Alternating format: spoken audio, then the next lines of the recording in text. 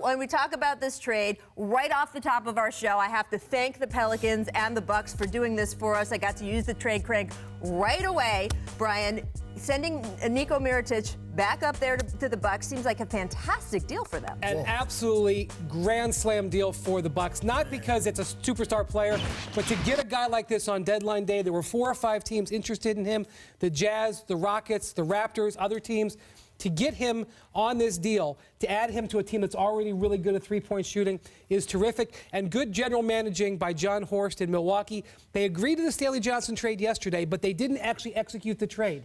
That enabled them to wait, find a way to reroute him, and now it'll be a 3-way trade with Detroit and New Orleans involved. And there'll also be a second-round pick going to New Orleans as they get compensated.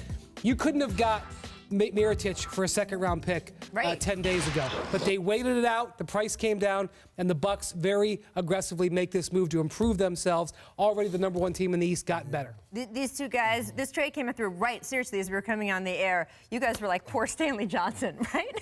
You got traded twice in less than 24 hours. But to go back to Mirotic's move, this was a huge pickup for Milwaukee. They're the number 1 team in the East. They're one of the better shooting teams in the East. And if you watch Mirotic last year in the playoffs, he went off. Oh, he went off. And to add that to already what they have, the Eastern Conference should be very worried now. I think they actually, because before I had everybody kind of on the same level, I think Milwaukee Bucks took the leap today. I think they took the head and shoulders leap above the rest of the teams in the Eastern Conference. I mean, they're already there. They got the best record in the league. Well, yeah, but it was about matchups. And I just felt like, even though they had the best record, they weren't clearly better in the 7-game series than like Celtics, Philly, and Toronto. But I think this leapfrogs them. Here's why I love this trade, because in my opinion, Giannis has been playing MVP level since day one. And he is not a player that spreads the floor. He is a guy that applies pressure on your defense by penetrating through the defense. With Mirotic and these other guys, because they're already a great three-point shooting team, he just adds to that. He adds to that for a guy that can penetrate to the defense and make plays. I agree. This puts them up there with the Torontos and the Bostons. We just didn't know how they would play in a playoff series, in a 7-game series, if they could get to that next level. This puts them there.